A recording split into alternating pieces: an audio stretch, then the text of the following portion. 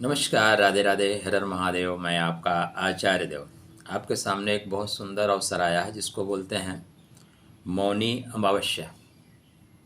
अमावस्या और पितरों का संबंध बहुत नज़दीक का होता है, बहुत ही नज़दीक का संबंध है।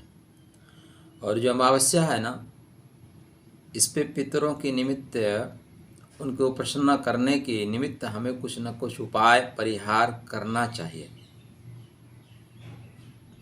वर्ष भर में जितने भी अमावस्या है उसमें यह श्रेष्ठ अमावस्या मानी जाती है, पितरों को शांत करने के लिए, पितरों को प्रसन्न करने के लिए। आपके कुंडली में कोई पितृ दोष बना हुआ है, पितर नाराज हैं, ठीक है ना।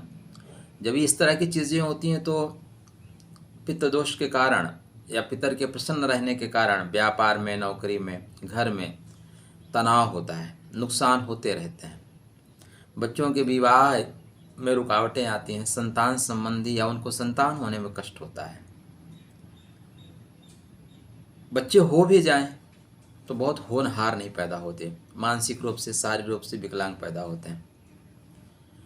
बेवजह घर में बच्चों के से बहस होने लगे, बड़ों से बहस हो तो ठीक है, बच्चों से बहस होने लगे तो ये पितृदोष है। घर में बेवजह बीमारी आने लगे, दवाएं चलना बंद ना हो, कंटिन्यू चलती रहें तो यह पितृदोष है। आप जा रहे हैं, अचानक कोई पीछे से आके धक्का मार देता है, कोई पीछे से अचानक धक्का मार देता है, पितृदोष है। तो अमावस्या के दिन ये उपाय करें, बहुत आराम मिलेगा। बनता कैसा है, देखिए, जब आप पितरों के निमित्त श्रद्धा नहीं रखते, श्रद्धा वानम लभते ज्ञानम, ठीक है ना, और उनका विधि विधान से अंतिम संस्कार नहीं करते, कभी कभी बेवजह किसी को सताना या सर्पों को मार देना भी पितृदोष का कारण बनता है। तो मौनी अमावस्या आ रही है। मौनी अमावस्या का मतलब मौन हो जाइए, मौन हूँ यह जानने के लिए मैं कौन हूँ। इस दिन बिल्कुल पितरों के निमित्त करिए। देखिए, आपके जीवन में केतु महाराज पितरों का स्वरूप लेके आते हैं। अश्विनी नक्षत्र, मघा नक्षत्र, मूला नक्षत्र, अश्विनी, मघा, मूला, तीन तीन जो है पार्ट होते हैं जहाँ पे इसका प्रभाव होता है। मतलब मेष राशि पे प्रभाव होगा और इसका प्रभाव होगा सिंह राशि पे, इसका प्रभाव होगा धनु राशि पे, ठीक है ना। तो मान लीजिए जैसे वृश्चिक की बात करें तो वृश्चिक पे प्रभाव होगा खष्टम भाव पे, शत्रु दबेंगे, शत्रु दबेंगे। और प्रभाव होगा कर्मा पे, कर्म प्रबल होगा। और प्रभाव होगा धन पे, धन आएगा। वहीं तुला वालों के लिए अगर बात करें तो तुला वालों के लिए व्यापार में प्रगति होगी, लाभ होगा, पराक्रम बढ़ेंगे। इसी तरह हर राशि वालों के लिए यह उपाय करना आवश्यक होता है। तो पितृपक्ष के दौरान इस दिन आपके घर में जो भी आसपास माहौल है ना, तो वहाँ पे स्नान करिए। क्या तिल तिल डाल कर स्नान करिए, या नदी में, पोखर में, तालाब में, यमुना जी, गंगा जी मिल जाए तो श्रेष्ठ है। वहाँ पे स्वतः और बच्चों को लेकर स्नान करने जरूर जाइए। नहीं है, घर में ही आवाहन करिए, गंगा चे यमुना चे गोदावरी सरस्वती नर्मदे सिंधु कावेरी जलम सन्नित्यम कुरु, ठीक है ना। सब आप अपने जल में बुलाइए, सब लोग आएंगे और वहाँ पे थोड़ा सा तिल डाल के आप स्नान करिए। पहला काम। पितरों के निमित्त आप मौन रहिए।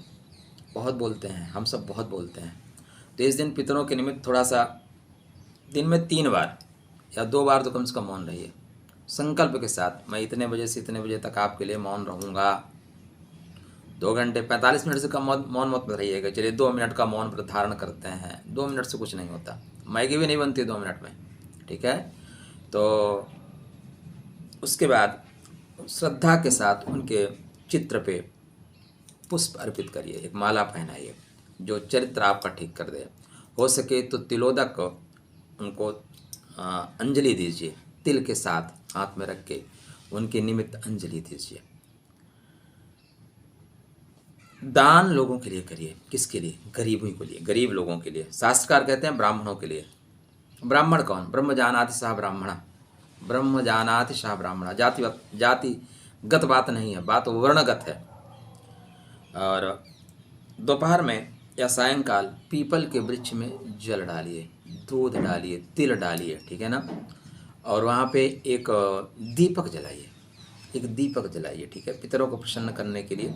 काला तिल हो गया, दूध हो गया, अक्षत हो गया, पुष्प, ये सब जाके समर्पित करिए पीपल के वृक्ष में, बेहतर होगा। शाम को घर के दक्षिण दिशा में या कहीं आपके पास जलाशय है तो जलाशय के पास एक दीपक लगाइए जो 45 मिनट तक चले, कम से कम 45 मिनट तक जले।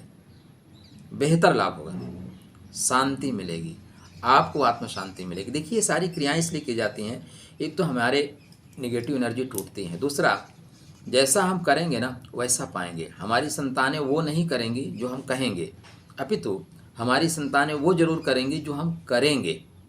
तो आप इसलिए करिए कि आप संतान के मनोमस्तिष्क में याद रखे जाएं। इसलिए ना करें क्या ठीक है हमें मुक्ति मिले या ना मिले, लेकिन आपकी संतान याद रखे कि भाई जो देखो एक वर्ड है ना, कृपा। कृपा, क्री मतलब कर, पा मतलब पा, जो करोगे वही पाओगे। बोले कृपा नहीं आ रही है, करोगे तब ना पाओगे, जब करोगे ही नहीं तो कहाँ से पाओगे। तो इस दिन पूर्वजों का विधान से तर्पण करें, श्राद्ध करें श्रद्धा के अनुसार। श्राद्ध मतलब श्रद्धा के अनुसार। ब्राह्मण या आवश्यक लोगों को भोजन कराएं, जल अर्पित करें। अगर पंडित जी मिले तो पंडित श्राद्ध करें, पंडित श्राद्ध बहुत लंबा हो जाता है, ठीक है ना। पीपल के वृक्ष में दूध, जल, तिल, पुष्प दान करें। कौवों को खिलाएं, कुत्तों को कुछ खिलाएं, गाय को कुछ खिलाएं, जरूरतमंद की सेवा करें और बड़ों से नतमस्तक रहें, बड़ों के साथ नम्र व्यवहार करें। आप कितना भी ब्राह्मण को खिला के आए हो, घर में आके अपने सीनियर के ऊपर चिल्लाएं, कोई मतलब नहीं है आपके श्राद्ध करने का, आपका पितृदोष यूं ही बना रहेगा। तो घर में अगर आप चिल्लाना नहीं बंद करेंगे तो श्राद्ध करने का मतलब नहीं रहेगा। फिर भी या मौनी अमावस्या मौन रहने के लिए, पितरों के निमित्त आप मौन रहें, एनर्जी कनेक्ट होगी। आप थोड़ा ध्यान में जाएं, उनका स्मरण करें, रुके हुए काम आपके बनना आरंभ हो जाएंगे। वो कहीं और नहीं है, सूक्ष्म रूप से हमारे आपके पास ही हैं। पंछी लोक के ऊपर जस्ट पितृलोक होता है, पंछी लोक के ऊपर ही जस्ट पितृलोक माना गया है, इसलिए वो एनर्जी यहीं पे है। तो आप इस दिन का उपयोग करें। कल प्रातःकाल से सायंकाल तक पितरों के निमित्त उनका स्मरण कर सकते हैं, उनका ध्यान कर सकते हैं, उनके निमित्त दान कर सकते हैं और परिवार के लोगों के साथ अच्छा व्यवहार, बड़ों के साथ अच्छा व्यवहार जरूर करें। निश्चित रूप से आपको लाभ मिलेगा। खुश रहिए, स्वस्थ रहिए, मुस्कुराते रहिए, राधे राधे करते रहिए। चैनल को सब्सक्राइब नहीं किया सब्सक्राइब भी करते चलिए। राधे राधे।